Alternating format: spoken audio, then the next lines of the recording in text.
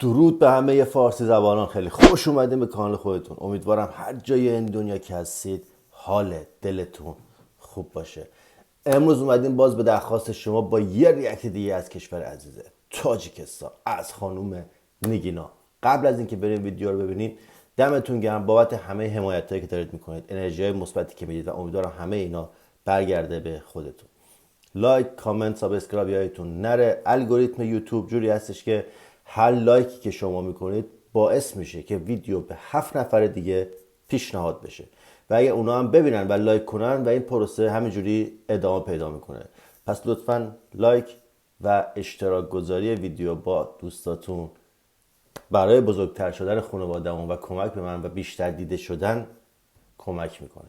دمتون گرم. پس ما رو از محبت خودتون بی دریغ نذارید. بریم با هم دیگه این موزیک ویدیوی بسیار زیبا رو ببینیم. برو بریم.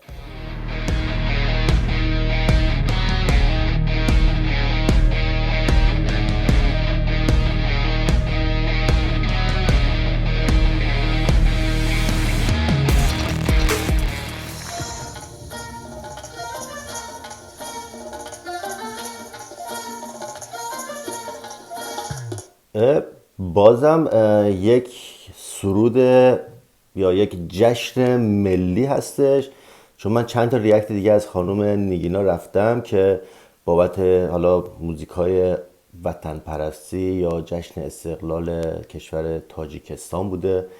بسیار هنرمند پرطرفداری هستش، بسیار صدای زیبایی داره که من خیلی خودم از صدای خانم نیگینا خوشم میاد، خوش سیما.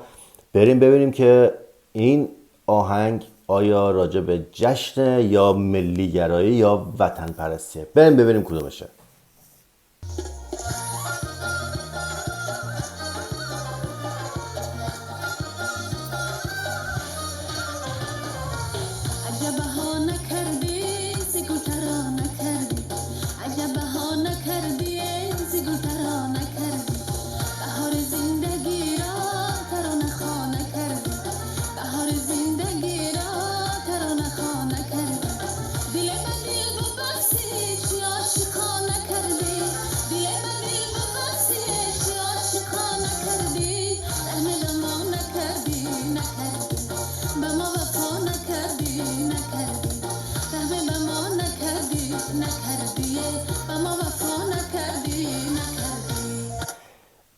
این همایش هایی که این شکلی هستش، اینجوری هستش، واقعا جذاب و جالبه.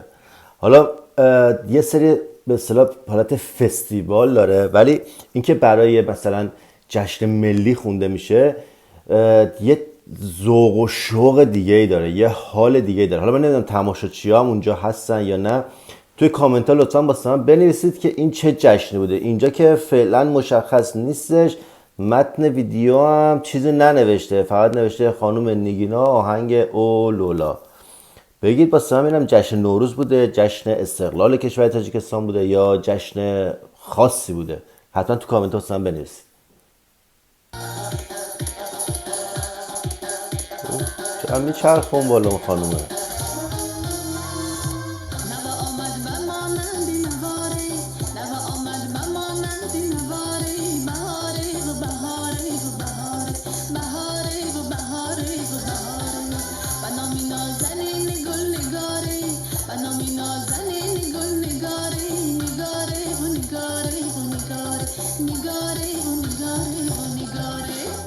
یه جا برگشتش خانم نیگینا گفتش که بهاره و بهاره و بهاره.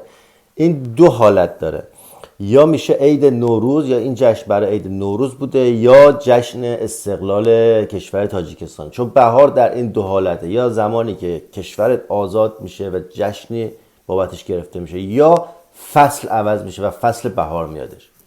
کامنت ها بنویسید یادتون نره. بریم ادامه. خانمون بالا چقدر میچرخه، باری کلا.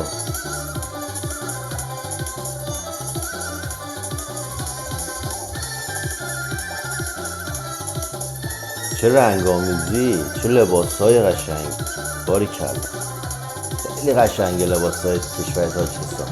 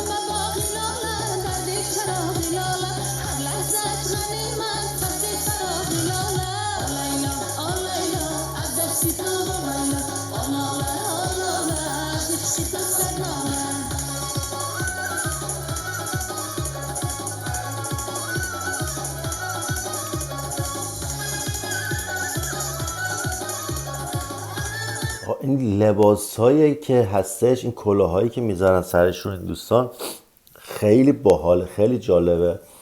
من چند تا ویدیو قبلی هم که به اصطلاح راجع به کشور تاجیکستان یه ویدیو ساخته بودم، یه مدل لباس بیشتر برای آقایون نبوده. اگر واقعا اینجوری باشه آقا، واقعا در حق آقایون اجحاف شده. ببینید اینجا الان چند مدل با چه رنگ‌های مختلفی، چند مدل کلاه رو سرشون، ولی برای آقایون من فقط یه مدل دیدم. حالا شاید مثلا ویدیوهای دیگه مثلا بعداً ریاکت برم که لباسای دیگه هم باشه، ولی لباس رسمی کشور تاجیکستان من فقط یه مدل دیدم. آیا مدل های دیگه هم هستش یا نه نمیدونم، شاید در ویدیوهای بعدی پیدا کنیم این چیزا رو. بریم ادامه.